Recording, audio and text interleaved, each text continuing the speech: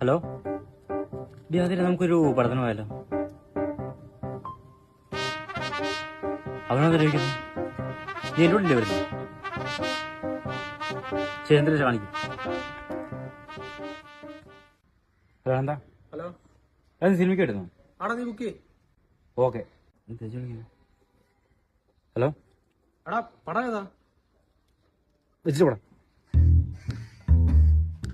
പടം കൊള്ളായിരുന്നു അളിയാ. എടാ നീ സാധാരണ എന്നെ കൂട്ടി റൊമാൻറ്റിക് പടത്തിന് വരുന്നല്ലോ. എന്തോ എവിടോ ഒരു തകരാറ് പോലെ. എന്താ നിനക്ക് പറ്റിയേ? എനിക്ക് എന്താ ചെയ്യണമെന്ന് അറിയത്തില്ല. എല്ലാത്തൊരവസ്ഥ നിൽക്കുകയാണ്. കാര്യം?